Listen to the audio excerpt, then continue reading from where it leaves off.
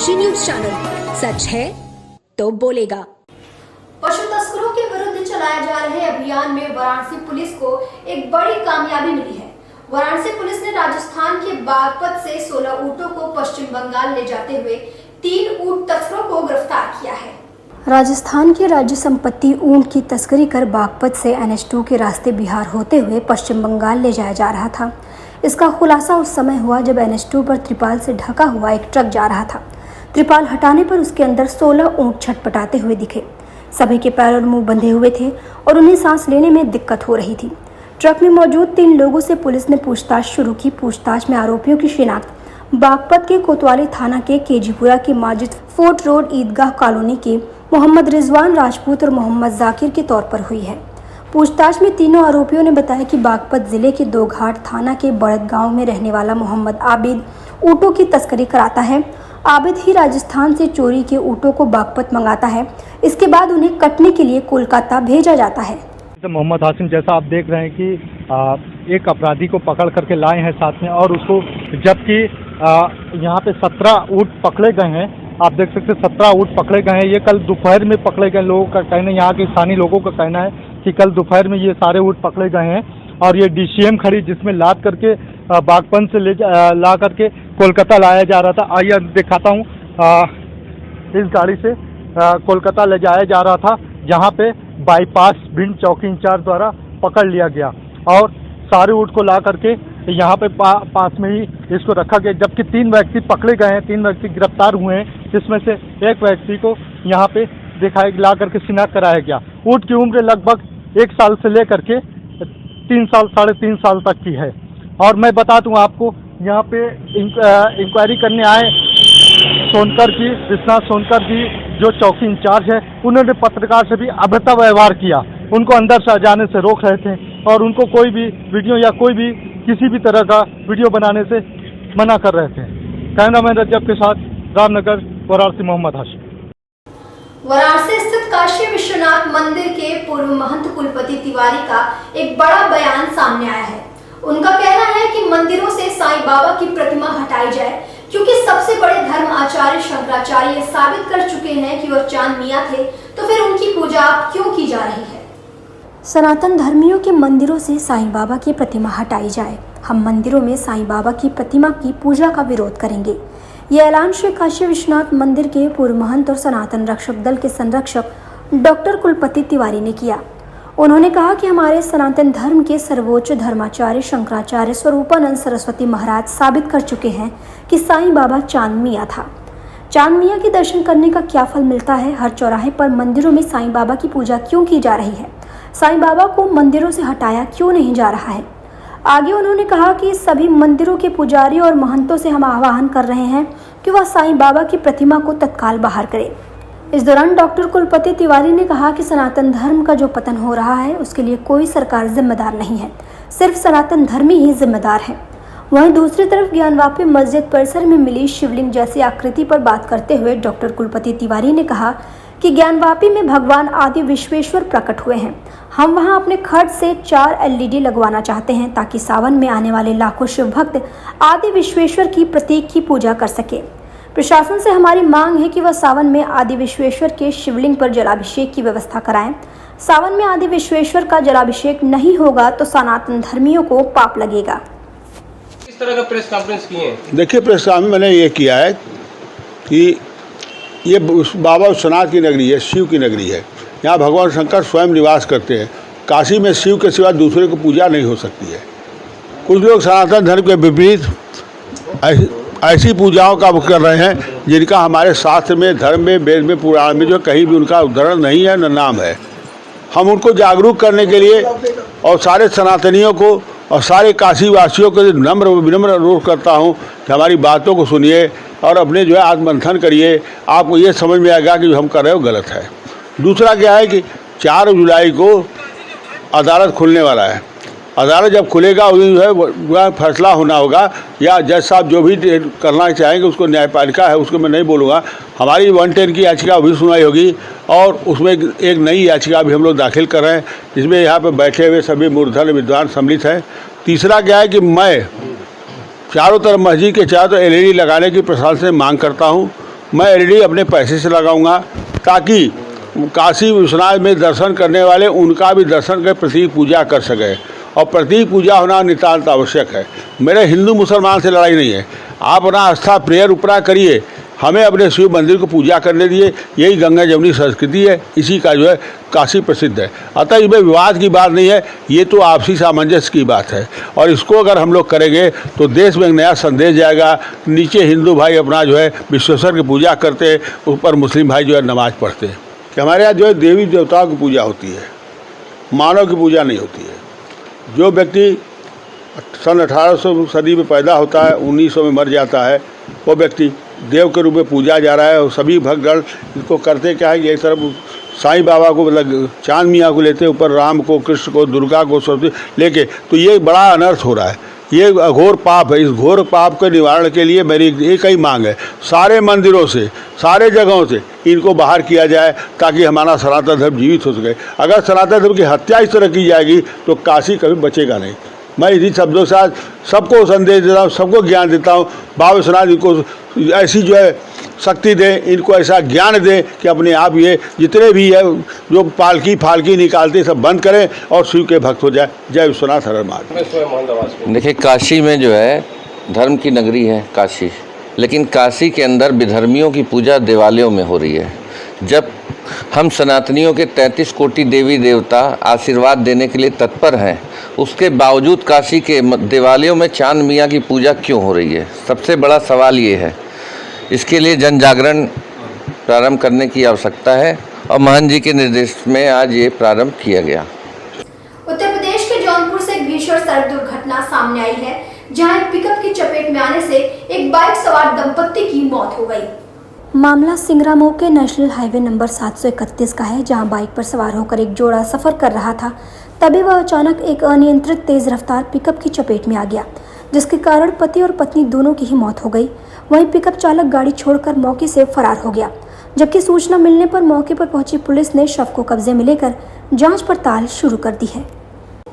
आजादी के 75 वर्ष पूर्ण होने के उपलक्ष्य में जहां देश भर में विभिन्न प्रकार के कार्यक्रम आयोजित किए जा रहे हैं, वहीं आजादी के अमृत महोत्सव के उपलक्ष्य में श्री साई टिम्बर ने वाराणसी के बेनियाबाग स्थित राजनारायण पार्क को सुबह 4 बजे से लेकर 8 बजे तक आने वाले लोगों के लिए टिकट फ्री कर दिया है। श्री साई टिम्बर सदस्य संतोष कुमार निगम ने बताया कि राजनारायण पार्क बेनियाबाग में प्रतिदिन हजारों की संख्या में सुबह मॉर्निंग वॉक करने के लिए लोग आते हैं। उनकी सुविधाओं को देखते हुए आज़ादी के अमृत महोत्सव के उपलक्ष्य में उन्हें निःशुल्क टिकट दिया जाएगा और सुबह 8 बजे के बाद संस्था द्वारा 10 रुपये टिकट चार्ज लिया जाएगा, जिसमें लोगों को तरह तरह के झूलों के साथ साथ आधुनिक पार्क में घूमने का अवसर प्राप्त होगा। आपको बता दें कि राजनारायण पार्क में छोटे छोटे बच्चों के लिए इलेक्ट्रिक कार के साथ साथ खाने पीने के स्टॉल भी लगाए गए हैं, जो बेहद आकर्षक हैं।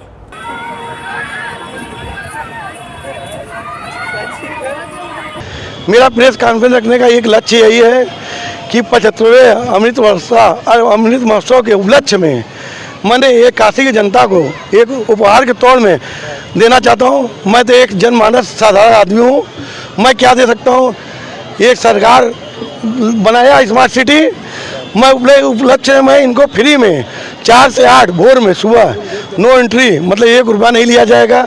इनको निःशुल्क इसमें एंट्री किया जाएगा और उसके बाद 8 बजे बाद आएंगे उनको शुल्क दिया जाएगा। जो लोग आएंगे 4 से 8 उनको निःशुल्क किया जाएगा। ये मेरा वादा है काशी की जनता से।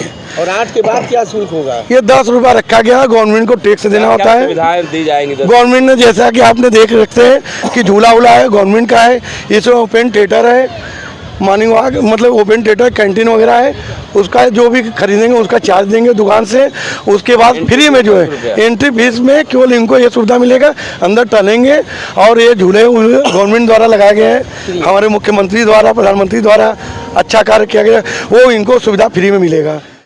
वाराणसी के कबीर चौरा स्थित शिव प्रसाद गुप्त मंडलीय अस्पताल में कांग्रेस व्यापार प्रकोष्ठ के नेतृत्व में भारत रत्न स्वर्गीय शिव प्रसाद गुप्त की 139वीं जयंती मनाई गई। इस दौरान कांग्रेस व्यापार प्रकोष्ठ के चेयरमैन दुर्गा प्रसाद गुप्त ने स्वर्गीय गुप्त के द्वारा किए गए महान कार्यों को याद करके अपने विचारों को लोगों के बीच साझा किए।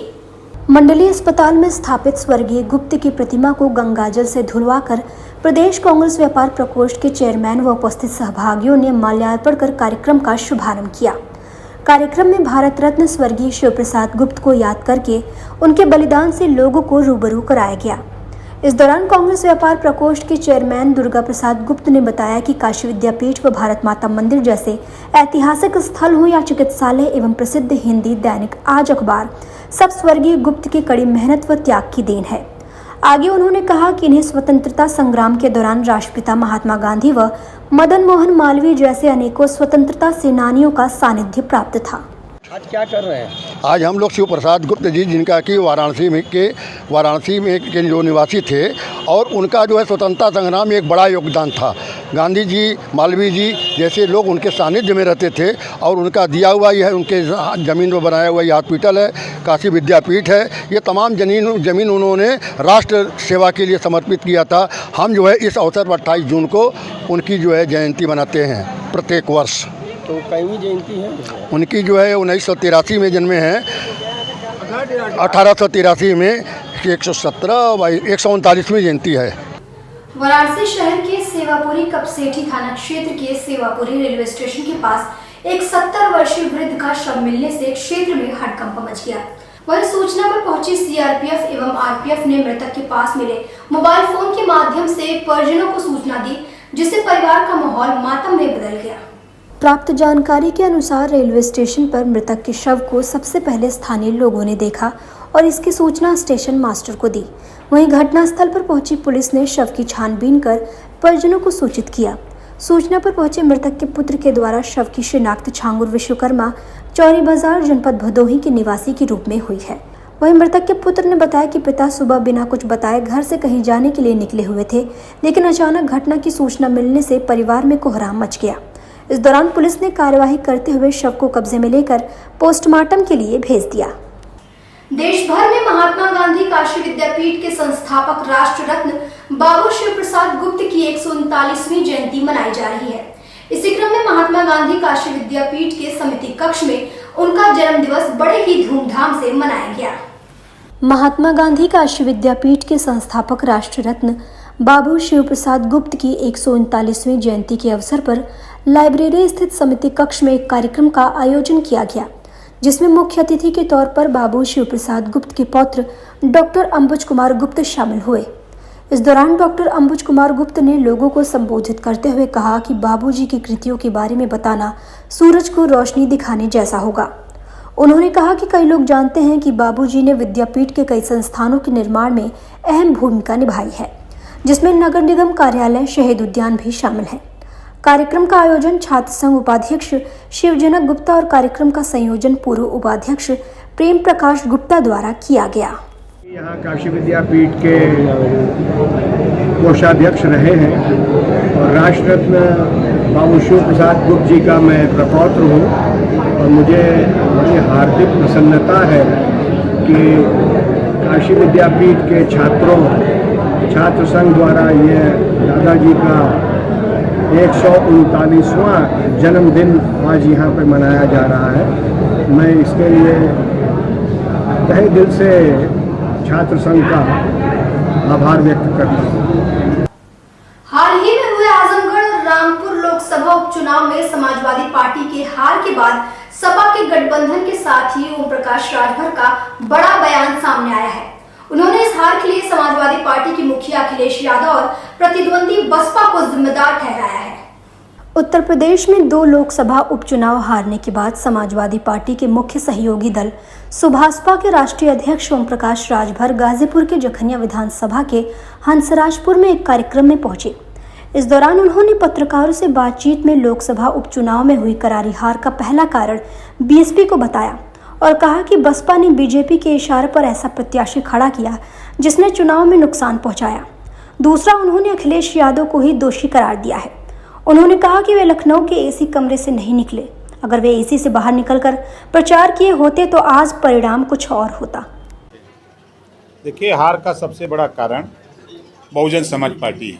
पहला, भारतीय जनता पार्टी के इशारे पर जिस कैंडिडेट को बसपा ने टिकट दिया, बसपा ने उसको निष्कासित कर दिया था। उससे मजबूत कैंडिडेट बसपा के पास कोई था नहीं। तो भारतीय जनता पार्टी के इशारे पर बहुजन समाज पार्टी ने फिर उसको ज्वाइन करके टिकट दे दिया, पहला चीज। दूसरा कारण, अखिलेश यादव जी का एसी से न निकलना। ये एसी से जब तक नहीं निकलेंगे तब तक ये इसी तरह खेल होता रहेगा। तो आजमगढ़ में आप जबकि सारी विधानसभा जीते थे, बावजूद इसके इतना बड़ा अंतर कैसे आ गया? आजमगढ़ के चुनाव में 22 विधानसभा के चुनाव में अखिलेश जी कई बार आए थे, आपको याद है? 9 बार आए थे। 9 बार आए थे और 9 बार में उन्होंने 13 सभा की थी। और लोकसभा के चुनाव में कई बार आए? 1 बार नहीं। भाई इंजन चलता है ना तो डब्बे सब रेस हो जाते हैं। अखिलेश जी का रामपुर और आजमगढ़ दोनों जगह नहीं आना क्या हार का कारण हो गया? एक वजह यह भी है। तीसरी वजह है कि सरकार ने प्रशासनिक महकमे का दुरुपयोग किया है। रामपुर से जो खबरें आ रही हैं, 600 वोट में 5 वोट पोल हुआ है, 900 वोट में 7 वोट पोल हुआ है, 800 वोट में 9 वोट पोल हुआ है। इसका मतलब प्रशासन ने वोट नहीं डालने दिया। जो समाजवादी पार्टी का वोट था उसको रोका गया। वही हाल यहाँ भी किया। आजम खान आरोप लगा रहे थे, वो सही है, वो सही उनका आरोप। आजमगढ़ में समाजवादी पार्टी के कम से कम 4 दर्जन नेताओं को वोटिंग के एक दिन पहले उठा लिया गया। समाजवादी पार्टी के नेताओं को जो इनके मालिक के गांव में नेता हैं उनको लाल कार्ड थमा दिया गया कि आप बूथ पर दिखाइएगा मत। ये क्या खेल था? ये समाजवादी पार्टी को डिफीट दिलाने के लिए प्रशासनिक महकमे के लोगों ने बड़ी मेहनत किया है। एक ये भी बड़ा कारण है। प्रदेश सरकार ने प्राथमिक विद्यालयों को जून माह के दूसरे सप्ताह में ही खोलने का निर्णय लिया ताकि बच्चों की पढ़ाई समय से शुरू हो सके, पर सरकार की इस मंशा पर विद्यालय के शिक्षक ही पानी फेर रहे हैं। ऐसा एक वीडियो गाजीपुर से वायरल हो रहा है जिसमें एक प्राथमिक विद्यालय के प्रधानाध्यापक सोते हुए नजर आ रहे हैं। करंडा ब्लॉक के नारायणपुर प्राथमिक विद्यालय के प्रधानाध्यापक शिवाजी विद्यालय में कुर्सी पर गहरी नींद में सोते हुए नजर आ रहे हैं। वायरल वीडियो में जब वायरल करने वाला व्यक्ति उनसे पूछता है कि आप विद्यालय में बच्चों को पढ़ाने आते हैं या सोने, तो मास्टर साहब ऊँघते हुए उसकी बातों का जवाब देते हैं और बीमार होने की बात करते हैं। ऐसे में यह सवाल है कि जब विद्यालय के प्रधानाध्यापक ही विद्यालय में सो रहे हैं तो अन्य शिक्षक कितना पढ़ाते होंगे, इसे आसानी से समझा जा सकता है। जब इस मामले में बीएसए से बात की गई तो उनका कहना था कि मामला मेरे संज्ञान में है और मैंने खंड शिक्षा अधिकारी को जांच का आदेश दे दिया है। वीडियो एक दिन पूर्व का बताया जा रहा है। क्या मार साहब, नींद लग रही है क्या? क्या नाम है आपका? हाँ? किस विद्यालय में कार्यरत है? किस विद्यालय में आप कार्यरत हैं? सोने के लिए आप आए हैं? सरकार आपको सोने के लिए पैसा देती है? नहीं, तबीयत ठीक नहीं है। क्या हुआ है आपको? मानसिक रोग है और साइनस भी है। तो यहाँ पे सोएंगे आप आके विद्यालय में?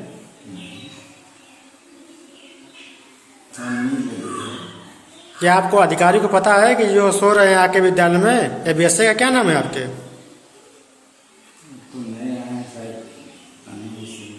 क्या नाम है? किस पद पे कार्यरत हैं आप विद्यालय में? प्रधानाध्यापक हैं। आप प्रधानाध्यापक हैं और आके विद्यालय में आप सो रहे हैं। सर, करंडा का वीडियो वायरल हो रहा है जिसमें प्रधानाध्यापक कुर्सी पे सो रहे हैं। इसको देखते हुए सर क्या कार्रवाई की जाएगी? एक वीडियो वायरल हो रहा है जिसमें अध्यापक को सोते हुए पाया गया है। उसको देखते हुए मैंने खंड शिक्षा अधिकारी करंडा को निर्देश दे दिया है। वो भौतिक निरीक्षण करके और उस वीडियो के बारे में वो अभी आख्या देने वाले हैं। उसके पश्चात इन शिक्षक के विरुद्ध कड़ी से कड़ी कार्रवाई की जाएगी। लगातार हम लोग के द्वारा ये प्रयास किया जा रहा है कि सभी शिक्षक विद्यालय समय पर बच्चों को पढ़ाएं, निपुण भारत मिशन के कार्य करें। अगर इस कार्यक्रम का कोई भी अनुपालन नहीं करता है या लापरवाही करता है तो मेरे द्वारा यही संदेश है कि ऐसे किसी भी लापरवाह शिक्षक के विरुद्ध कठोर से कठोर कार्रवाई की जाएगी। वहाँ पे एक शिक्षा मित्र तैनात है ममता यादव, जो कि बिना छुट्टी के कई दिनों से गायब चल रही है। खंड शिक्षा अधिकारी के रिपोर्ट आने के बाद उनके विरुद्ध भी कार्रवाई की जाएगी। वाराणसी जनपद जनपद के बड़ा गांव अनौरा स्थित प्रधानमंत्री आवास योजना के तहत बने श्री साई सिटी परिसर में एसएसबी ग्रुप के निदेशक जितेंद्र कुमार सिंह की देखरेख में व सृजन सामाजिक विकास न्यास के चेयरमैन अनिल सिंह की अध्यक्षता में एक बृहद पौधारोपण कार्यक्रम का आयोजन किया गया, जहां पौधारोपण के पूर्व पर्यावरणविद अनिल सिंह ने जल संरक्षण, प्रदूषण और पर्यावरण स्वच्छता के बारे में लोगों को जागरूक करते हुए शपथ दिलाई। श्री साई सिटी परिसर में मुख्य अतिथि उप जिलाधिकारी राजीव कुमार तथा विशिष्ट अतिथि प्रदूषण नियंत्रण बोर्ड के क्षेत्रीय अधिकारी कालिका सिंह व 137 बटालियन गंगा टास्क फोर्स के लेफ्टिनेंट कर्नल हेमंत गंभीर ने जवानों के साथ संयुक्त रूप से फलदार एवं छायादार पौधारोपण किया। साथ ही इस अवसर पर प्लास्टिक का उपयोग न करने की भी अपील की गई। अंत में एसएसबी ग्रुप के निदेशक जितेंद्र कुमार सिंह ने आए हुए सभी अतिथियों का पुष्पगुच्छ देकर स्वागत किया। इस कार्यक्रम में मुख्य रूप से ग्राम प्रधान अनौरा दीपक चौहान, ग्राम प्रधान दासीपुर सोनू प्रसाद सहित 137 बटालियन गंगा टास्क फोर्स के जवान शामिल रहे।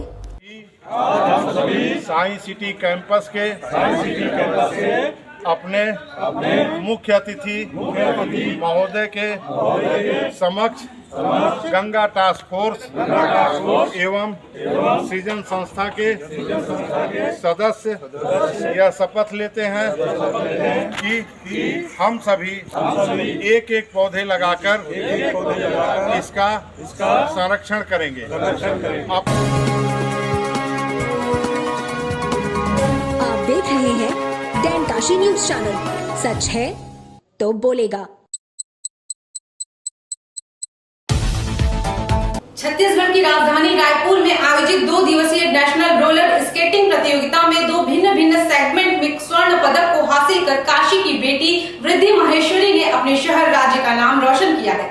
वहीं होटलियर्स एसोसिएशन के द्वारा वृद्धि माहेश्वरी के सम्मान में एक समारोह आयोजित किया गया।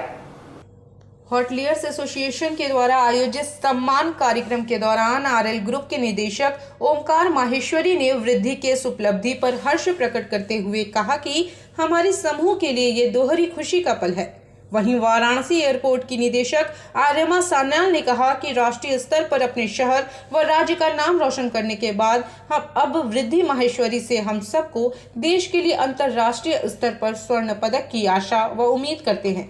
वाराणसी एयरपोर्ट की निदेशक आर्यमा सान्याल ने गुलदस्ता व सम्मान पत्र देकर वृद्धि माहेश्वरी को सम्मानित किया। वृद्धि माहेश्वरी ने अपनी इस स्वर्णिम सफलता का श्रेय अपने कोच, माता पिता व दादा दादी को दिया। मैं भी रायपुर में नेशनल चैंपियनशिप में 2 मेडल जीत कर आई हूँ। तो वृद्धि आगे क्या योजना होगी? तुम्हारा गोल्ड मेडल जीती हो, कितना मेहनत करती हो इसके लिए? मैं 4 साल से सुबह 4 बजे उठ के सुबह 4 से 7 में प्रैक्टिस करती थी और शाम को 6 से 7 करती थी। आगे क्या करना चाहती हो?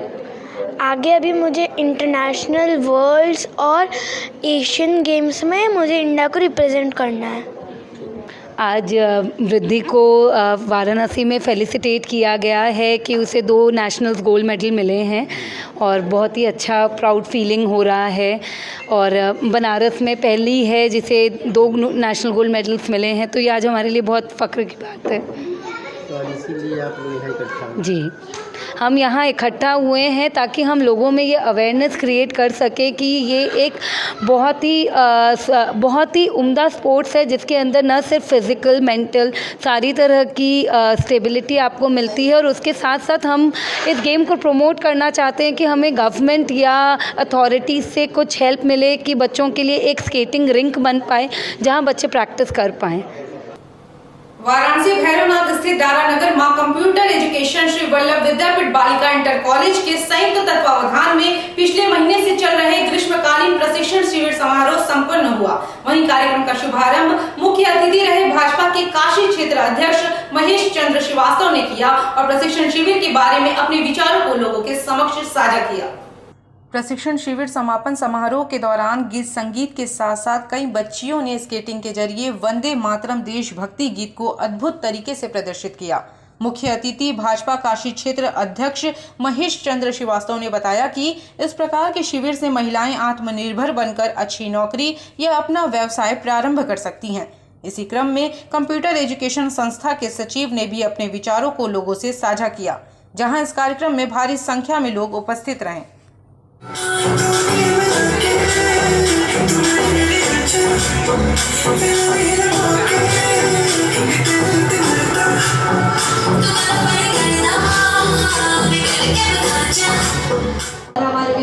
यहाँ छोटे छोटे बच्चों का आज प्रोग्राम देख के ऐसा अनुभूति हुआ कि माँ कंप्यूटर एक अच्छा कार्य कर रही है।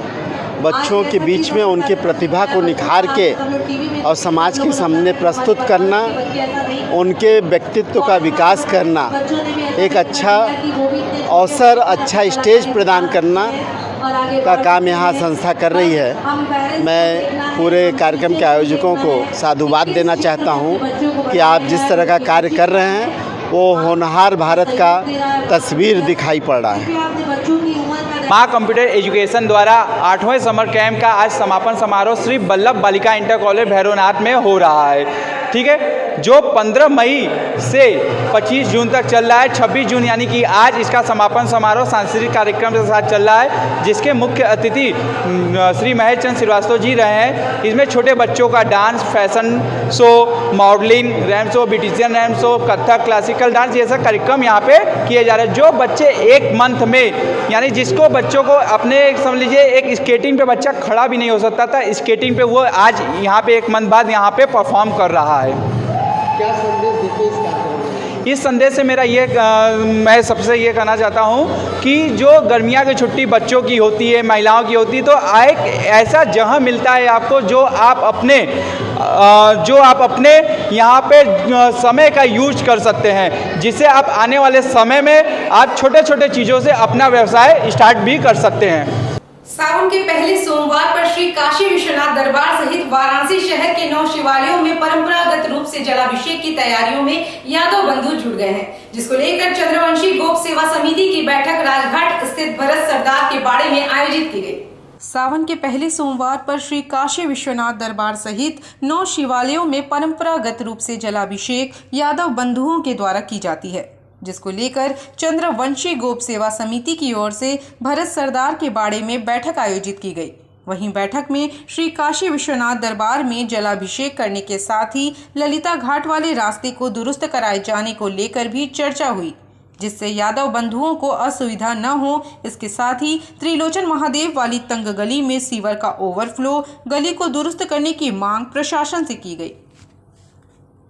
आज के निर्णय में लिखा कि हम लोग अपने 1932 की परंपरा को निर्वाह करेंगे और हमारे जो प्रशासन के लोग हैं उनसे हमारी मांग है कि 9 शिवाला में जो हम लोग जलाभिषेक करते हैं हमारा पूरा सुचारू रूप से पूरा हमको इंतजाम दें, पूरा हमारा व्यवस्थित करें। जैसे हमारे यहाँ केदार घाट पर बैरिकेडिंग लगाने का काम करें, हमारे यहाँ लाड भैरव पर जो चौकी है, जो कोयला बाजार है, जो पूरा गंदगी उसको साफ करने का काम करें, उसको मैं चाहता हूँ। रोटरी क्लब वाराणसी सेंट्रल के अध्यक्ष अनिल कुमार जाजोदिया द्वारा सत्र 2021-22 का सम्मान समारोह एक निजी होटल में संपन्न हुआ। रोटरी क्लब वाराणसी सेंट्रल के द्वारा 2021-22 के सम्मान समारोह के विशेष अतिथि पूर्व मंडल अध्यक्ष उत्तम अग्रवाल की मौजूदगी में पूर्व अध्यक्षों को सम्मानित किया गया। वहीं कार्यक्रम का सफल संचालन अविनाश मेहरोत्रा, डॉक्टर रितु गर्ग एवं रजत पाठक एवं सीए विजय शर्मा ने किया।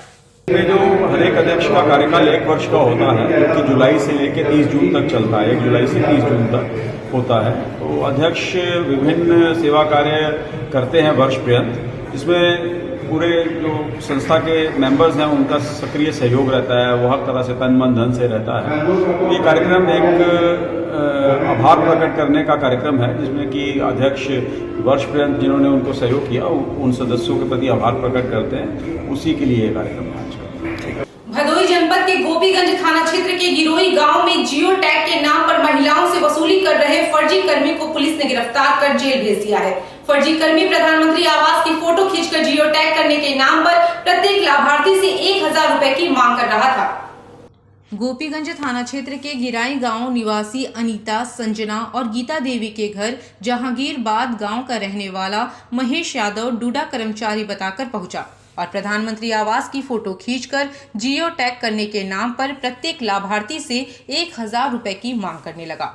वहीं उसका हाव भाव देख आशंका होने पर महिलाओं ने क्षेत्र के कुछ सामाजिक कार्यकर्ताओं को मामले की सूचना दी।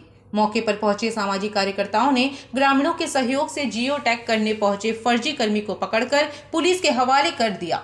डूडा जेई शाबिर अली ने बताया, पकड़ा गया व्यक्ति उनके विभाग से संबद्ध नहीं है। व्यक्ति पकड़ा गया है वो ऑथराइज नहीं है हमारे से। अच्छा, आपका क्या नाम है सर? हमारा नाम शाबिर अली है। क्या किस पोस्ट पर है आप? जेई पोस्ट पर है डूडा ऑफिस से, ज्ञानपुर से। डूडा ऑफिस हाँ, गोपीगंज ड्यूटी है हमारी। जो व्यक्ति पकड़ा गया इसके बारे में ग्रामीणों का आरोप है कि ये फर्जी जियो टैग कर रहा है। हम नहीं जानते हैं, ना ही हमारी कभी इनसे मुलाकात हुई है और ये ऑफिस से हमारा मतलब इनसे का कोई वो नहीं है, कोई भी ऑथराइज नहीं है। बरेली जिले के कैंट थाना क्षेत्र के सदर बाजार स्थित होटल के मालिक और ग्राहकों के बीच मारपीट का मामला सामने आया है, जहां एक युवक की मौके पर ही मौत हो गई और एक युवक की हालत गंभीर बताई जा रही है। जिले के सदर बाजार में बीते रात एक होटल में बर्थडे पार्टी के दौरान रेस्टोरेंट द्वारा जल्दी रोटी न पहुंचाने को लेकर ग्राहक और होटल मालिक के बीच विवाद हो गया। इस क्रम में होटल का मालिक अन्य साथियों के साथ मिलकर ग्राहकों पर लाठी डंडे से हमला कर दिया। इस दौरान मारपीट में सिर पर लाठी लगने से एक युवक की मौके पर मौत हो गई। वहीं आनन फानन में अन्य घायल युवक को अस्पताल ले जाया गया, जहां एक की हालत गंभीर बताई जा रही है। इस क्रम में पुलिस ने 3 लोगों को हिरासत में लिया, जबकि अन्य लोग फरार हैं। कौन से इनकी हत्या हुई है आपके? किस लिए कैसे हत्या हुई? मेरे बच्चे का कल बर्थडे था और उसकी रोटी के लिए 150 रोटी को ऑर्डर दिया था इनकी दुकान पे। इनने 40 रोटी देके और बाद में बोले रोटी और नहीं है मेरे पास। जब बाद में गए लेने के लिए तो रोटी को मना कर दिया, बोला होटल बंद हो चुका है, जबकि होटल खुला हुआ था। और इसी बात पर विवाद बढ़ गया। मेरा भांजा था और मेरा लड़का था, ये दोनों गए थे रोटी लेने और वो मुसलमान समाज के थे सारे और उनका पूरा गढ़ है। उन्हें एकदम सबने डंडा लाठी से उनके ऊपर मारा तोड़ी मचा दी। कब की घटना है ये? कल रात की है, 10 बजे की। तो मौके पर ही मौत हो गई थी? अभी कह नहीं सकते हैं, वो तो उसी समय मतलब जो बिल्कुल हो गया था वहीं पे। तो कोई पार्टी आर्टी भी थी घर में? जैसे बर्थडे था उसी का। क्या करता था बेटा आपका? ये सिक्योरिटी गार्ड में ड्यूटी करता था। शादी हो रखी है? शादी हो रखी? शादी हो रखी, 3 बच्चे हैं। अब तक कितने आरोपी पकड़े गए? पुलिस ने बताया रात को 3 पकड़ रखे हैं। 3 में 2 मैन हैं और एक बताते हैं उसके पिता के लिए पकड़ रखा है, वो लापता भागा हुआ है। और कुछ पुलिस की ढिलाई से लड़के की हो सकता है इसी वजह से कि उसकी मौत हो गई, क्योंकि पुलिस वालों ने जो है FIR लिखने के लिए नानू करने लगे और बोले तुम लोग ज़्यादा गुंडे बनना है, बदमाश बनना है, निकलो बाहर। जनपद चंदौली अलीनगर थाना अंतर्गत प्रधानमंत्री आवास योजना के डूडा विकास अधिकारी द्वारा कैंप लगाया गया, जहां प्रधानमंत्री आवास योजना का लाभ दिलाने के लिए लोगों से फॉर्म भरवाया गया। अलीनगर के वार्ड नंबर 8 के सभासद शिव शंकर ने बताया कि जिन महिलाओं के पास आवास नहीं है, इसके साथ ही जिन लोगों का पूर्व में फॉर्म भरा गया था, अभी तक उनको योजना का लाभ नहीं मिला है, उनकी समस्या का समाधान और नए लोगों को फॉर्म भरवाकर प्रधानमंत्री आवास योजना का लाभ पहुंचाया जा रहा है। प्रधानमंत्री शहरी आवास के नए आवेदन हेतु आवेदन जमा हो रहा है। अब तक कितने लोगों का हुआ है और कितने का लक्ष्य होने का? अब तक यहाँ पे जो आवेदन लिया गया है लगभग 200 प्लस के करीब है। ये किसके न्यूनतम में हो रहा है? ये कैंप जो है ये किसके न्यूनतम में चलाया जा रहा है? ये डूडा परियोजना अधिकारी चंदौली डूडा के अंतर्गत है। परिचय आपका? शिवशंकर शर्मा, सभासद प्रतिनिधि, वार्ड नंबर 9 मुगल। गाजीपुर जनपद के नंदगंज थाना क्षेत्र अंतर्गत आने वाले सिहोरी ताल में ब्रह्म बाबा मंदिर के पास चोरी के ट्रैक्टर के साथ पुलिस ने 6 चोरों को गिरफ्तार कर जेल भेज दिया है। इसके साथ ही पुलिस ने घटनास्थल से लाखों रुपए मूल्य का माल जब्त किया। खबर गाजीपुर जनपद के नंदगंज थाना क्षेत्र की है, जहां अपराध पर अंकुश और अपराधियों की धरपकड़ के लिए पुलिस टीम क्षेत्र में भ्रमण कर रही थी कि अचानक मुखबिर से सूचना मिली कि शातिर चोरों का सरगना अपने साथियों के साथ चोरी के ट्रैक्टर को बेचने के फिराक में सिहोरी ताल में ब्रह्म बाबा मंदिर के पास मौजूद है। सूचना मिलते ही थाना अध्यक्ष धीरेन्द्र प्रताप सिंह और स्वाट टीम प्रभारी राकेश सिंह मौके पर जा धमके। वहां पर 2 ट्रैक्टर सहित एक अदद मोबाइल फोन व एक ट्रैक्टर की ट्रॉली बरामद करने के साथ सरगना सहित 6 चोरों को गिरफ्तार कर लिया। गिरफ्तार गैंग के सरगना ने बताया कि अपने साथियों के साथ मिलकर घटनाओं को अंजाम देता था। पुलिस अधीक्षक नगर गोपीनाथ सोनी ने बताया कि मृत्युंजय कुशवाहा शातिर अपराधी है और चोरों का सरगना है। इसके ऊपर जनपद के आधा दर्जन थानों में गैंगस्टर सहित विभिन्न धाराओं में 1 दर्जन से अधिक मुकदमा पंजीकृत।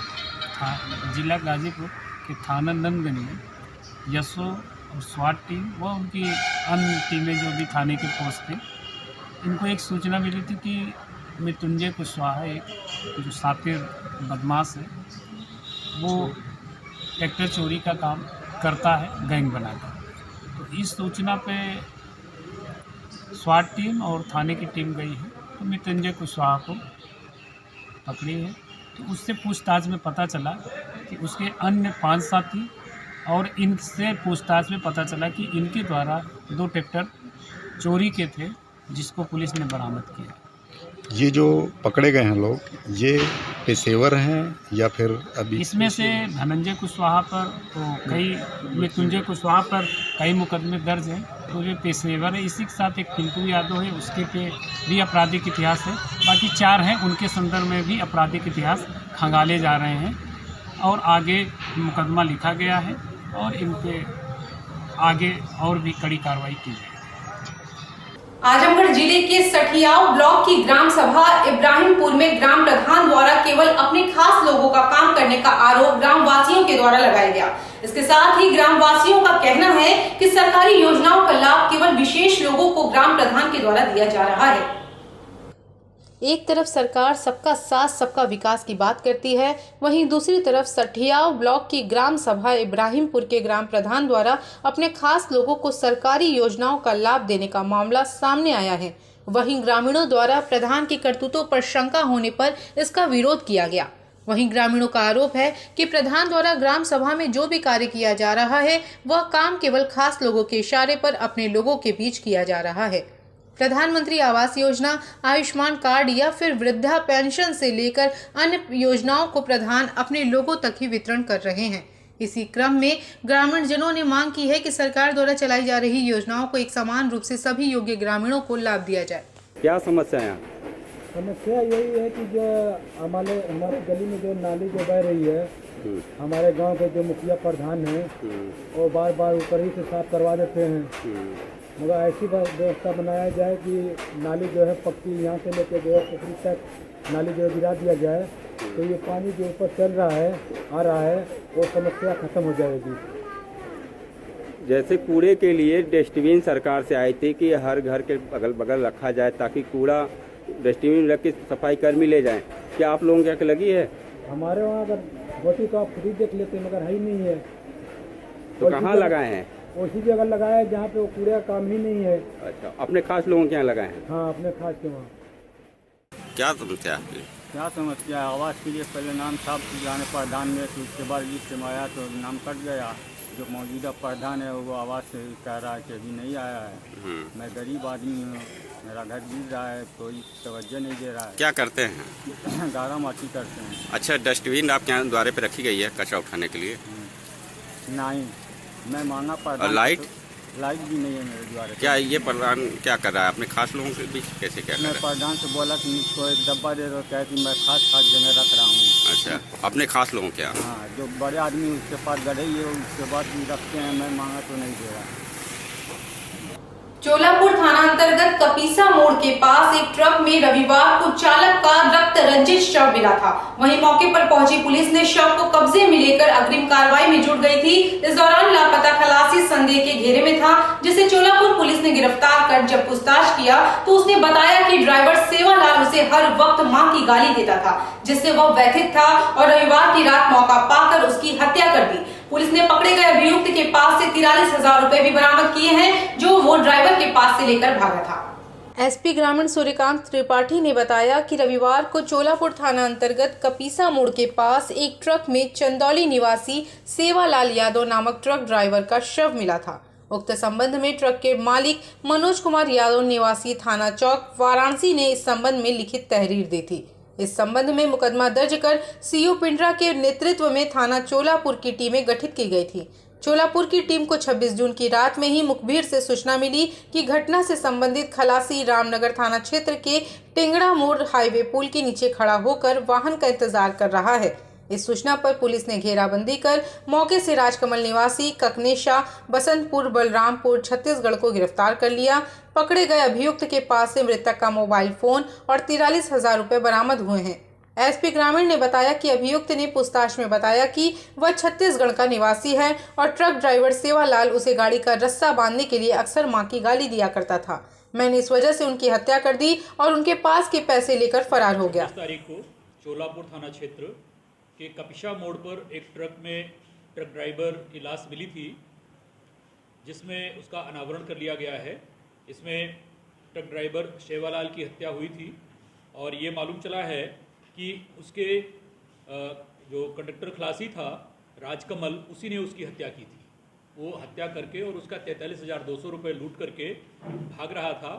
उसको इंस्पेक्टर चोलापुर, एडिशनल एसपी और वहाँ के सीओ, इन लोगों की टीम ने और पूरा प्रयास करके उसको गिरफ्तार किया और उसके कब्जे से 43,200 रुपये, हत्या में प्रयुक्त चाकू, पाना और उसकी खून लगी बनियान, ये सारी चीज़ें बरामद कर ली हैं।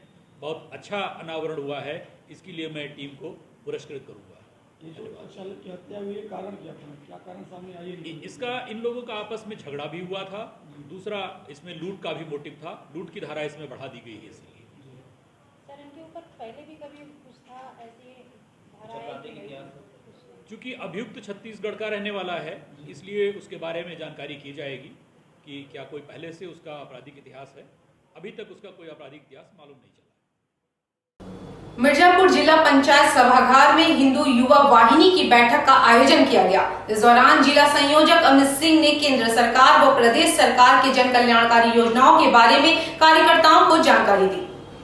केंद्र सरकार व प्रदेश सरकार की जन कल्याणकारी योजनाओं के बारे में लोगों को जागरूक किया गया। इस दौरान जिला संयोजक ने बताया कि इस बैठक का मुख्य उद्देश्य इस योजनाओं को ज्यादा से ज्यादा लोगों तक पहुंचाना है तथा समाज के अंतिम योग्य तक लोगों को योजनाओं का लाभ दिलाने के लिए अपने कार्यकर्ताओं को निर्देशित करना है। साथ ही इस अवसर पर विवेक सिंह गहरवार को नगर अध्यक्ष मनोनीत किया गया। हिंदू युवा वाहिनी की मासिक बैठक आज जिला पंचायत सभागार में आयोजित की गई है। आज के कार्यक्रम की अध्यक्षता हमारे मंडल प्रभारी विंध्याचल श्री संजय चंद जी कर रहे हैं। संगठनात्मक बैठक है। योगी आदित्यनाथ जी द्वारा जो जन कल्याणकारी योजनाएं चलाई जा रही हैं उनको जन जन तक पहुंचाना, संगठन का विस्तार करना, संगठन में नए लोगों को जोड़ना और संगठन को गांव और ब्लॉक स्तर तक मजबूत करना, इसी के दृष्टि से आज ये बैठक यहाँ की गई है। इसी में आज हमारे नगर के अध्यक्ष जो पहले कार्य कर चुके हैं, कई बार हम लोग साथ रहे हैं, विवेक सिंह जी, उनको जिले नगर का अध्यक्ष बनाया गया है, उसकी घोषणा की गई है। और लोकसभा चुनाव जो उपचुनाव हुआ रामपुर और आजमगढ़, उसकी जीत पर माननीय मुख्यमंत्री योगी आदित्यनाथ जी को बधाई दी गई है। एक कार्यक्रम संगठनात्मक है और ऐसा इस पर चर्चा किया गया है। संगठन अमित सिंह ने, जिला संयोजक हिंदू युवा वाहिनी। बलिया जनपद के सिकंदरपुर थाना क्षेत्र के अहिरपुरवा गांव में बड़े बेटे ने अपने पिता को जायदाद के लिए मौत के घाट उतार दिया। मृतक व्यक्ति अपने छोटे बेटे के साथ रहता था। खबर बलिया जनपद के सिकंदरपुर थाना क्षेत्र के अहिरपुरवा गांव की है, जहां एक बड़े बेटे ने अपने पिता को जायदाद के लिए मौत के घाट उतार दिया। वहीं मृतक व्यक्ति अपने छोटे बेटे के साथ रहता था। बड़ा बेटा अपने पिता से अलग रहता था। मृतक ने अपनी सारी जमीन छोटे बेटे के नाम कर दी थी, जिसको लेकर पिता और पुत्र में लंबे समय से विवाद चल रहा था। बलिया पुलिस का कहना है कि बेटे ने ही अपने पिता की जायदाद के लिए हत्या कर दी है। अभियुक्त को हिरासत में लेकर पुलिस पूछताछ कर रही है। थाना सिकंदरपुर के गांव अहिरपुरवा से आज सुबह सूचना मिली है कि श्री लल्लन को उन्हीं के बड़े बेटे अजय के द्वारा मार दिया गया है। सूचना मिलने पर तत्काल पुलिस बल के द्वारा मौके पर आकर के छानबीन की गई तो पाया गया कि लल्लन जी जो अपने घर के बाहर सो रहे थे, उनमें रात्रि में उनके बड़े बेटे अजय के द्वारा पुरानी ज़मीन जो कि उन्होंने अपने छोटे बेटे की पत्नी के नाम लिखवा दी थी, तो इसी रंजिश को लेकर के अपने ही पिताजी की हत्या कर दी गई है। अभियुक्त की निशानदेही पे आला कत्ल बरामद करके अभियुक्त से पूछताछ की जा रही है। अग्रिम जो भी जानकारी होगी आप लोगों को अवगत करवाया जाएगा। सर, आरोपी गिरफ्तार हो चुका है क्या? आरोपी से पूछताछ की जा रही है, जो भी आगे होगी प्रगति होगी आप लोगों को अवगत करवाया जाएगा। उनका मामला था जो हमारे दादाजी हैं उनको हम सेवा कर रहे हैं, वो कहे थे दोनों आदमी से, तो जो सेवा करेगा उसके नाम मैं ज़मीन कर दूंगा जी। तो वो जो हमारा भाई है, जो भौजाई है, वो कह दी तो हम नहीं करेंगे, चाहे आप लोग मरे या चाहे कुछ हो जी। उसके बाद हम लोग सेवा करते हैं, 15 कट्ठा ज़मीन हमारे औरत के नामे कर दिए हैं जी।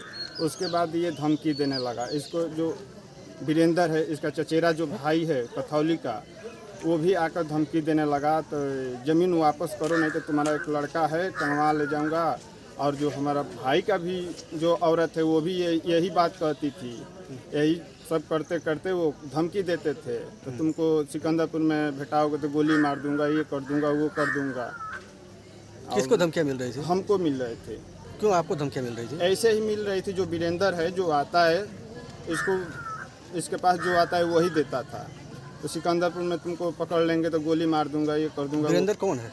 उसका चचेरा भाई है, जो हमारा जो भौजाई है वो चचेरा भाई है। और प्रतिदिन आता है यहाँ पर, प्रतिदिन आता है और डेली यहीं से उसके लिए खाना भी जाता है और धमकी भी देता है। ये उधर गोरू चराते हैं, वहाँ भी आ जाता है और कहता है तो ज़मीन दे दो नहीं तो तुमको जान से मार दूंगा। ये आते हैं तो कहते हैं, कोई भी बात कहते हैं। हाँ, यही बात है और हो ही गया, जो वो लोग कह रहे थे वो हो ही गया। आपको कब पता चला है? हमको सुबह में पता चला। क्या जानकारी मिली आपको? यही जो भतीजा हमारा है दौड़ के गया, समझा देखिए बाबा के क्या हो गया है जी। तो आप आए मौके पे, क्या स्थिति थी? स्थिति खत्म हो गए थे, नैरेटिव कट गई थी, खून गिर गया था पूरा। वो नहीं थे, आए थे तो मैं आए, वो नहीं थे। चंदौली जनपद के मुगलसराय शहर के कांग्रेस कमेटी अध्यक्ष रामजी गुप्ता के नेतृत्व में अग्निपथ योजना को लेकर शहर के शास्त्री पार्क में सत्याग्रह के माध्यम से विरोध प्रदर्शन किया गया। वहीं कांग्रेस पार्टी के नेताओं का कहना है कि यह योजना युवाओं के भविष्य के साथ खिलवाड़ है। मुगलसराय शहर के शास्त्री पार्क में विरोध प्रदर्शन कर रहे कांग्रेस पार्टी के शहर अध्यक्ष रामजी गुप्ता ने कहा कि आज नौजवान पूरे देश में केंद्र सरकार की अग्निपथ योजना के विरोध में सड़कों पर हैं। इन लोगों ने पहले किसानों के साथ खिलवाड़ किया और अब युवाओं के साथ खिलवाड़ कर रहे हैं। आगे उन्होंने कहा कि भारत सरकार नौजवानों के प्रति सहानुभूति रखे और सेना में नौकरियां निकाले, साथ ही अग्निपथ योजना को वापस ले। जो लोग पहले 2 करोड़ रोजगार देने की बात करते थे वह अब अंत में जाकर अग्निपथ योजना लेकर आए हैं। भारत के नौजवानों के साथ धोखा और खिलवाड़ करने का केंद्र सरकार को कोई भी अधिकार नहीं है।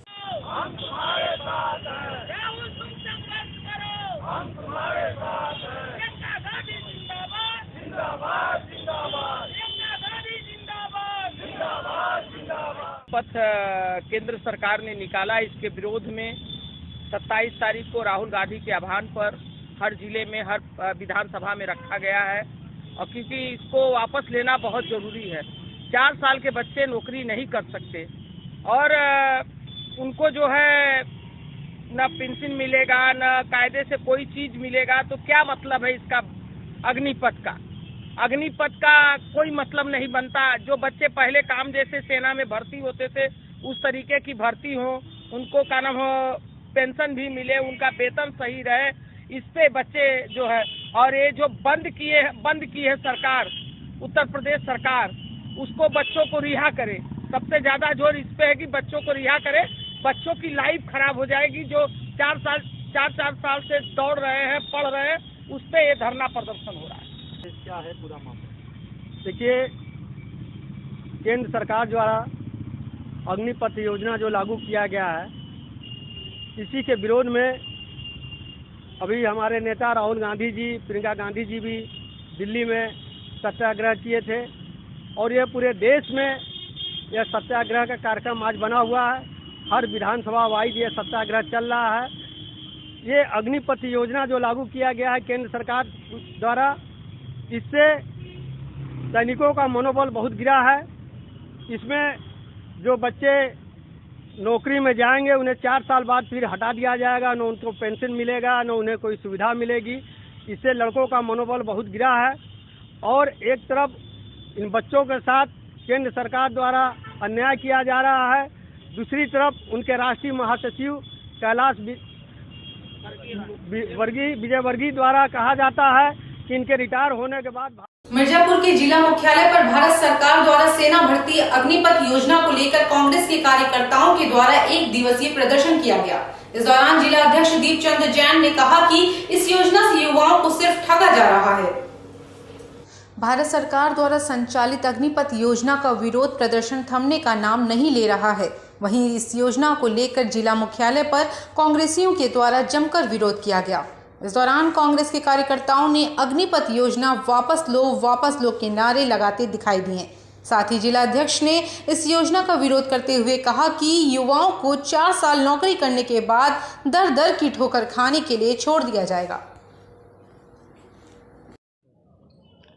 हम लोगों का अग्निवीर के खिलाफ, अग्निवीर जो भर्ती चालू हुई है, सरकार ने चालू की है, उसके खिलाफ हम लोग का सत्याग्रह आंदोलन है और ये पूरे प्रदेश भर में हर ज़िले में चालू है और तब तक रहेगा जब तक ये सरकार इसको वापस नहीं ले लेती, क्योंकि इसमें तमाम जो बेरोज़गार युवा हैं वो भर्ती होंगे, 3 साल बाद उनको निकाल दिया जाएगा, लेकिन वो जाएंगे कहाँ? 75% जब आप बाहर निकाल देंगे तो बाहर निकल क्या करेंगे? टाटा, अंडानी, अंबानी के गार्ड बनेंगे, चौकीदार बनेंगे, पढ़ने लिखने ग्रेजुएशन के बाद तमाम ट्रेनिंग लेने के बाद, या तो फिर वो भी नहीं मिलेगा तो क्या करेंगे? वो नाजायज़ कामों में लग जाएंगे, इन्वॉल्व हो जाएंगे। और जो एयरफोर्स की भर्ती हुई थी, जो उसका रिजल्ट भी अभी नहीं आया है, उनका क्या होगा? वो भी इसी प्रक्रिया से गुजरेंगे, उनको भी वो सब कुछ बंद करके अग्निवीर के लिए भर्ती होना पड़ेगा। तो हमें लगता है कि ये सही नहीं है, क्योंकि विपक्ष से भी कोई राय नहीं लिया गया, न किसी विशेषज्ञ से राय लिया गया। तमाम इसमें ऐसे सेनाधिकारी भी हैं जो इसका विरोध कर रहे हैं और तमाम युवा और विपक्ष तो पूरा विरोध कर रहा है। तो इसको शासन को समझना चाहिए, भारत सरकार को समझना चाहिए और युवाओं के हित में, नौजवानों के हित में इसको वापस लेना चाहिए। तो देश में बड़ा त्राही मचा हुआ है। एक तो रोज़गार नहीं मिल रहा, अभी मिलने की संभावना है तो अभी 3 साल के लिए दे रहा है, 3 साल 4 साल के बाद क्या होगा? उनका कोई भविष्य फ्यूचर उनका सिक्योर नहीं है। इसलिए इस अग्निवीर योजना को सरकार को वापस लेना चाहिए, विपक्ष को साथ लेके कोई योजना बनाए जो नौजवानों के हित के लिए बेहतर हो, इस देश के लिए बेहतर हो और हमारे जैसे पढ़े लिखे लोगों के लिए भी बेहतर हो कि हम लोगों को आंदोलन में, सत्याग्रह में शामिल न होना पड़े। वाराणसी के रोहनिया स्थित बीजेपी क्षेत्रीय कार्यालय पर आजमगढ़ और रामपुर के लोकसभा उपचुनाव में भाजपा को मिली प्रचंड जीत पर पार्टी के अधिकारी एवं पदाधिकारियों ने एक दूसरे को मिठाई खिलाकर जीत का जश्न मनाया। वहीं इस मौके पर काशी क्षेत्र अध्यक्ष महेश चंद्र श्रीवास्तव तथा जिला अध्यक्ष हंसराज विश्वकर्मा भी मौजूद रहे। आजमगढ़ और रामपुर में हुए लोकसभा उपचुनाव में भाजपा को मिली जीत के बाद कार्यकर्ताओं में काफी खुशी की लहर देखने को मिल रही है। वहीं रोहनिया बीजेपी कार्यालय में पार्टी के काशी क्षेत्र अध्यक्ष महेश श्रीवास्तव एवं जिला अध्यक्ष हंसराज विश्वकर्मा की मौजूदगी में कार्यकर्ताओं ने एक दूसरे को मिठाई खिलाकर खुशी का इजहार किया। इस मौके पर काशी क्षेत्र के भाजपा अध्यक्ष महेश चंद्र श्रीवास्तव ने कहा कि यूपी की 24 करोड़ जनता भारतीय जनता पार्टी के साथ है। 2024 में होने वाले लोकसभा चुनाव में बीजेपी इससे भी बड़ी बहुमत से जीतने वाली है। उत्तर प्रदेश में जो उत्तर प्रदेश की 24 करोड़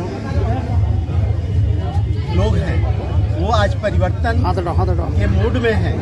लोग कहते थे कि आजमगढ़ और रामपुर जीतना भारतीय जनता पार्टी को मुश्किल है, लेकिन देश का नेतृत्व कर रहे आदरणीय मोदी जी, उत्तर प्रदेश का नेतृत्व कर रहे आदरणीय योगी जी, ये डबल इंजन की सरकार ने जो विकास का ढांचा खड़ा किया, आज आजमगढ़ में भी भारतीय जनता पार्टी जीती है, रामपुर में भी भारतीय जनता पार्टी जीती है। लोग कहते थे कि वहाँ पे आधी से अधिक आबादी भारतीय जनता पार्टी के खिलाफ है, लेकिन लोग भारतीय जनता पार्टी के पक्ष में हैं और आम जनमानस आज विकास के पक्ष में है, आम जनमानस आज मोदी और योगी के पक्ष में है। ये दोनों चुनाव परिणाम इस बात को प्रमाणित करता है। उसके लिए काशी क्षेत्र के इस कार्यालय पर आज कार्यकर्ताओं ने जश्न मनाया, विजय उत्सव मनाया, पटाखे फोड़े, मिठाइयाँ खिलाई, नगाड़ा बजाया। आगामी लोकसभा चुनाव के लिए ऐसे वातावरण में आप क्या कहना चाहेंगे? अभी जो हम सब ने 2019 में जो परिणाम देखा था, उससे भी बड़ी स्वीप 2024 में मिलने जा रही है। ये इसका मात्र झांकी है, अभी तो पूरी और कहानी बाकी है। जी, आजम खान का एक बयान आया था कि ये प्रशासन के सर पे चुनाव जीता गया, क्या कहना चाहेंगे? देखिए, आजम खान के किसी बात पे कुछ बोलना, ये लोग जब जीतते हैं तो वही ईवीएम खराब नहीं होता है, ये लोग जब हारने लगते हैं तो ईवीएम में त्रुटि दिखती है। इनके नज़रों में दोष है और इस नज़र दोष का कोई उपाय नहीं है। 2024 के लिए क्या लगेगा आपको? 2024 में माननीय मोदी जी के नेतृत्व में एक बार और बड़ी ऐतिहासिक जीत भारतीय जनता पार्टी के पक्ष में होने जा रही है। उसका ये एक सिंबॉलिक, प्रतीकात्मक ये आपको परिणाम देखने को मिल रहा। चेहरा बदलेगा या मोदी जी रहेंगे? ये कोई विषय आज का नहीं, माननीय मोदी जी हम लोगों के नेता हैं। वाराणसी के आराजी लाइन ब्लॉक के मनरेगा मजदूर यूनियन के सभागार में तीस्ता सीतलवाड़ की गिरफ्तारी को लेकर मनरेगा मजदूर यूनियन के कार्यकर्ताओं ने विरोध प्रदर्शन किया। साथ ही तीस्ता से तलवाड़ के समर्थन में तख्तियां लेकर इस मनमानी के खिलाफ नारेबाजी की। NAPM राज्य समन्वयक सुरेश राठौर ने कहा कि तीस्ता को तुरंत रिहा करो और भारतीय नागरिक समाज और मानवाधिकार रक्षकों के उत्पीड़न को समाप्त करने की मांग की। आगे राठौर ने कार्यकर्ताओं को संबोधित करते हुए कहा कि सीतलवाड़ के खिलाफ यह कार्रवाई उच्चतम न्यायालय द्वारा गुजरात के पूर्व मुख्यमंत्री नरेंद्र मोदी और अन्य को 2002 के गोधरा दंगा कांड में विशेष जांच दल SIT द्वारा दी गई क्लीन चिट को चुनौती देने वाली याचिका को खारिज करने के एक दिन बाद हुई है। मनरेगा मजदूर यूनियन की सह संयोजक रेणु पटेल ने आरोप लगाया कि सीतलवाड़ की गिरफ्तारी सभी लोकतांत्रिक विचारधारा वाले नागरिकों के लिए यह अशुभ खतरा है कि वे किसी राज्य या सरकार की भूमिका पर सवाल उठाने की हिमाकत न करें जिसके कार्यकाल में सांप्रदायिक हिंसा हुई हो। आपका नाम क्या है? मेरा नाम सुरेश राठौर है और जन आंदोलनों का राष्ट्रीय समन्वय उत्तर प्रदेश का मैं संयोजक हूँ। अभी हम लोग यहाँ पर जो पिछले 3 दिन पहले जो सामाजिक कार्यकर्ता तीस्ता सीतलवाड़ को जो है कि अवैध मुकदमों में फंसाकर उनको गिरफ्तार किया गया है, हम सब लोग उनके विरोध में उसके विरोध में यहाँ पर प्रदर्शन कर रहे हैं और सरकार से, राष्ट्रपति से ये मांग कर रहे हैं कि उनको अविलंब रिहा किया जाए। जी धन्यवाद। वाराणसी शहर के रामनगर थाना क्षेत्र के शास्त्री पुल से एक अज्ञात युवक ने गंगा में छलांग लगाकर जान दे दी। मौके पर पहुंचे मछुआरों ने शव को बाहर निकाला, पुलिस के हवाले किया, जहां शव की शिनाख्त नहीं होने पर शव को कब्जे में लेकर पोस्टमार्टम के लिए भेज दिया गया है। नाविक रमेश कुमार साहनी ने बताया कि हम लोग घाट पर ही थे कि अचानक एक युवक की गंगा में कूदने की आवाज सुनाई दी और हम सब उसी तरफ भागे, पर वह एक बार ऊपर आने के बाद गंगा में समा गया। मौके पर पहुंचे मछुआरों ने कड़ी मशक्कत के बाद शव को बाहर निकाला। इस दौरान सूचना पर पहुंची पुलिस ने शव की छानबीन की, लेकिन युवक के पास से कोई सबूत नहीं मिला और न ही शव की पहचान हो पाई है। नाम बता दें भैया। द्वारिका प्रसाद। द्वारिका जी, अभी क्या घटना घटी है? ये पुल पर हमेशा लोग कूदते रहते हैं जी, और इस तरह की व्यवस्था है नहीं, बीच बीच में खोल दिए हैं, जाली भी अगर जब इसी पर कूदते रहते हैं। आज क्या घटना हुई है? आज घटना यह है कि आज 11:30 बजे आया पुल पर, कूद गया वही आदमी, डेथ हो गई है उसकी। कौन निकाला है इस बालक को? हमारे बिरादरी ग्रोथ मल्लालू जी। क्या कहेंगे, ऐसी घटनाएं अक्सर होती रहती हैं, इस पर क्या कहेंगे? क्या उचित व्यवस्थाएं होनी चाहिए? यह व्यवस्था जाली लगा है, बीच में खाली छोड़ दिए, उसको पूरा व्यवस्था हाँ उसका पूरा करना चाहिए। ठीक। वाराणसी पिंडरा तहसील के पूर्व तहसीलदार अध्यक्ष पंधारी यादव के ऊपर फर्जी ढंग से मुकदमा पंजीकृत होने को लेकर नाराज अधिवक्ताओं ने तहसील परिसर में ताला जड़ते हुए अनिश्चितकालीन हड़ताल शुरू कर दिया है। वहीं अधिवक्ताओं ने आरोप लगाते हुए कहा कि कठिराव गांव का लेखपाल सत्येंद्र चौहान द्वारा पैसा लेकर फर्जी ढंग से जमीन पर कब्जा करवाया जा रहा है। पूर्व तहसीलदार अध्यक्ष पंधारी यादव के ऊपर फर्जी ढंग से मुकदमा पंजीकृत होने को लेकर नाराज अधिवक्ताओं ने तहसील परिसर में ताला जड़ते हुए अनिश्चितकालीन हड़ताल पर चले गए हैं। वहीं अधिवक्ताओं ने आरोप लगाते हुए कहा कि कठिराव गांव का लेखपाल सत्येंद्र चौहान पैसा लेकर फर्जी ढंग से जमीन पर कब्जा करवा रहा है, जिसमें फूलपुर पुलिस साथ दे रही है। वहीं आरोप लगाते हुए अधिवक्ताओं ने कहा कि तहसील में खुलेआम सुविधा शुल्क लिया जाता है, जिसका अधिवक्ता समाज खुलेआम विरोध कर रहा है। वहीं अधिवक्ताओं ने कहा कि अधिवक्ता के ऊपर से मुकदमा हटाया जाए और लेखपाल को निलंबित किया जाए, और जब तक हमारी मांगे नहीं पूरी होंगी तब तक तहसील पिंडरा के वकील हड़ताल पर रहेंगे, जो अनिश्चितकालीन रहेगा। हमारे बार के सम्मानित सदस्य और पूर्व अध्यक्ष श्री पंधारी यादव के रोके की जमीन पर जबरदस्ती कब्जा कराना चाहते हैं SHO फूलपुर। SHO फूलपुर से कल शाम को हमारे अधिवक्ता मंडल द्वारा बैठ के बात की गई। उन्होंने ये आश्वासन भी दिया कि हम मामले का निस्तारण करा देंगे, परंतु वहाँ से जाने के बाद SHO ने झूठा मुकदमा हमारे सम्मानित अधिवक्ता के विरुद्ध दर्ज कर दिया, और दर्ज कर देने के बाद ये सूचना चौकी इंचार्ज से प्राप्त हुई कि आपके खिलाफ FIR दर्ज हो गया है, आप भी चाहें तो FIR दर्ज करा सकते हैं क्रास में। हम लोगों ने SHO को बात किया फ़ोन करके कि आपने ऐसा क्यों किया, जब हमने कोई अपराध नहीं किया, कोई झगड़ा नहीं हुआ, कोई फसाद नहीं हुआ, तो इस तरह से FIR क्यों दर्ज कर लिया झूठा। उन्होंने कहा कि आना है तो आइए थाने पर बैठ के बात करते हैं, देखते हैं, अगर गलत होगा तो हम बात करेंगे, और वैसे आपने जो किया है उसके लिए FIR दर्ज हुआ है और उसमें मैं कुछ नहीं कर सकता। तब हम लोगों को ये लगा कि ये अधिवक्ता के खिलाफ है और अधिवक्ताओं के खिलाफ ये कार्रवाई झूठी फर्जी कार्रवाई करना चाहते हैं, तो हम भी इनको बता देना चाहते हैं कि हम आपके खिलाफ लड़ जाएंगे, संघर्ष करेंगे, आंदोलन करेंगे, लेकिन आपको भी ठीक से रहने नहीं देंगे अगर इस तरह से गलत कार्रवाई आप करेंगे।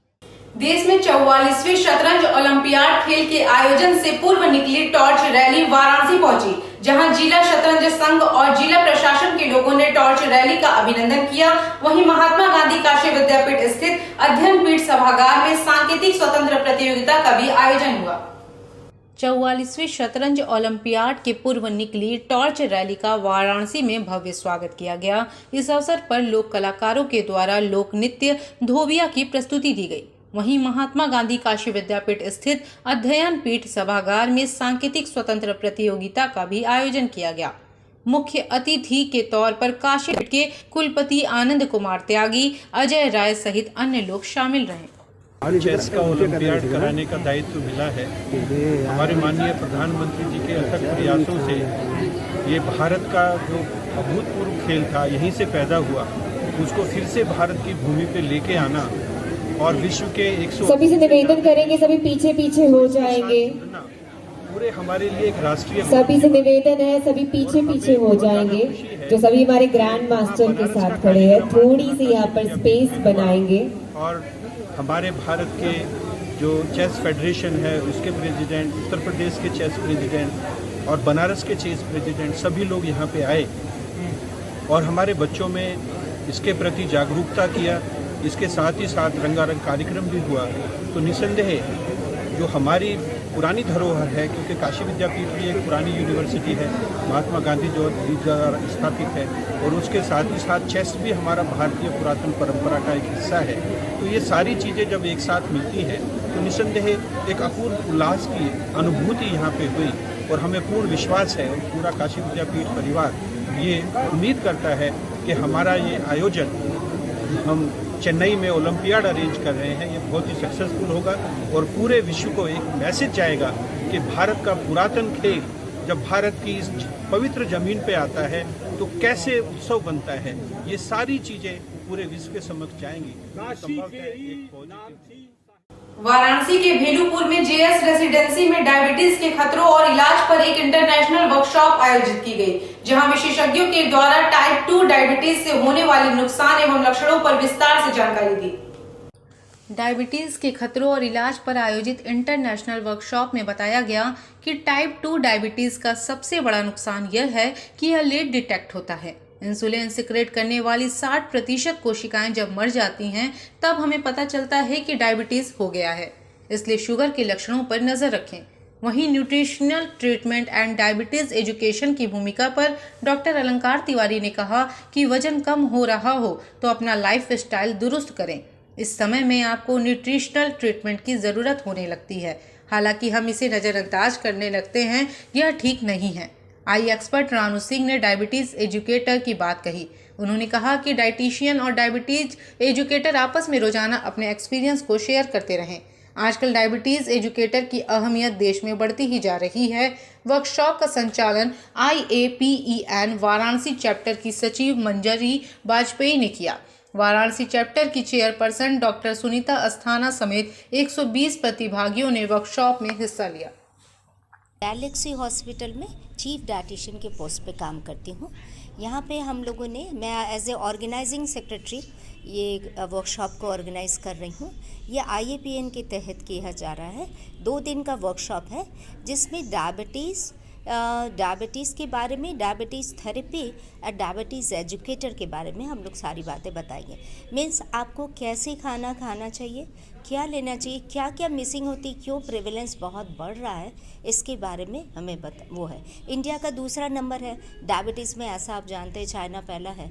तो ये धीरे धीरे क्यों बढ़ रहा है उसके बारे में जोर दिया जा रहा है। किस प्रकार से इंसुलिन लिया जाए, कल जैसे डॉक्टर साहब ने, डॉक्टर अलंकार तिवारी सर ने बताया कि इंसुलिन का क्या रोल है हमारे डायबिटीज़ में, क्यों लेना चाहिए, कब लेना चाहिए, लॉन्ग एक्टिंग, फास्ट एक्टिंग, ये दो सारी इंसुलिन के बारे में उन्होंने बताया।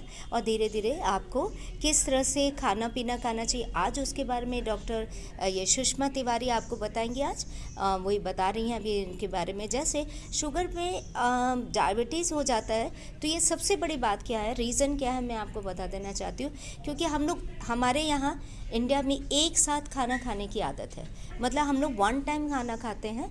हमें स्मॉल फ्रीक्वेंट मील, थोड़ा थोड़ा खाना थोड़ी थोड़ी देर पे लेना चाहिए। मैंने दाल चावल रोटी सब्जी ही नहीं, हमें हर चीज़ को लेना चाहिए, रोटी दाल चावल सब्जी फल दूध, ये सब सारी चीज़। तो आप बीच में जैसे सब लोग जैसे 11 बजे खा के आए और बीच में बिल्कुल नहीं खाए, ऐसा नहीं करना चाहिए। उसका ये बहुत बड़ा कारण है जो कि शुगर होने का, जो कि आगे चल के लोगों को शुरू में पता नहीं चलता जब यंग रहते हैं। इसीलिए आजकल 20, 22, 19 साल के लोगों को भी हम हॉस्पिटल में देख रहे हैं शुगर हो जा रहा है। तो इस पे ध्यान रखने की बात है कि हमको बहुत देर तक खाली पेट नहीं रखना है, एक साथ बहुत सारा खाना नहीं खाना है। दूसरा, व्यायाम लगातार करना है।